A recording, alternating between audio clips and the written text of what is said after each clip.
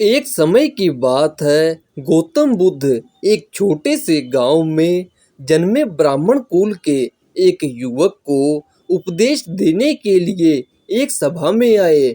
युवक ने एक प्रश्न पूछा, गुरु जी, आप संसार के दुखों से कैसे मुक्त हो सकते हैं? गौतम बुद्ध शांत होकर उस प्रश्न का उत्तर दिया, बेटा, जीवन में दुख से मुक्त होने का रास्ता अत्यंत सरल है, परंतु हम इसे समझने में असक्षम रहते हैं। दुख से मुक्त होने का रास्ता आत्म जागृति और ज्ञान प्राप्त करने से है। हमें आत्म विकास करने की आवश्यकता है, जिससे हम अपनी चिंता, क्रोध और मोह से छुटकारा पा सकें। युवक ने और प्रश्न किया, पर गुरु जी, आत्म विकास कैसे करें?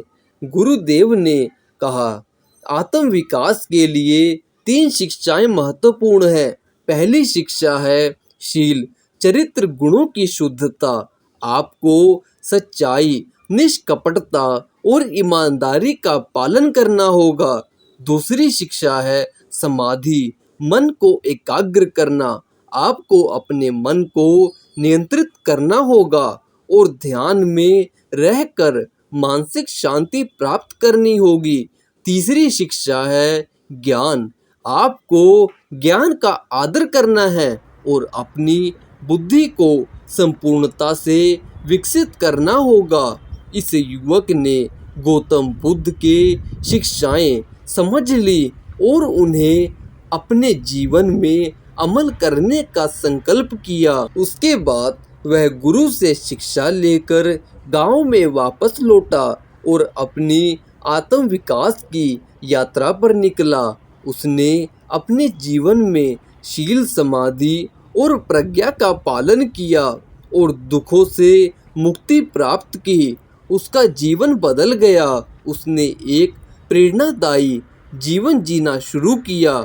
इस कहानी से हमें यही शिक्षा मिलती है कि गौतम बुद्ध की शिक्षाओं में आत्म विकास और सकारात्मक सोच की महत्वपूर्णता है। हमें अपने जीवन में शील, समाधि और प्रज्ञा का पालन करने के लिए संकल्प करना चाहिए, जिससे हम दुख से मुक्ति प्राप्त कर सकें। गौतम बुद्ध की शिक्षाओं से हमें बहुत सारा ज्ञान मिलता है, जिससे हमारा जीवन आसानी से बदल सकता है। हमें गुरु के चरण में रहकर, उनके शरण में रहकर, उनकी आज्ञा का पालन करके हम अपने जीवन का उद्धार कर सकते हैं और अपना विकास कर सकते हैं। तभी जाकर हम इस संसार रूपी जाल को पार कर सकते हैं, नहीं तो हम इसी में फंस कर रह जाएंगे और हमारा जीवन ऐसे ही नष्ट हो जाएगा।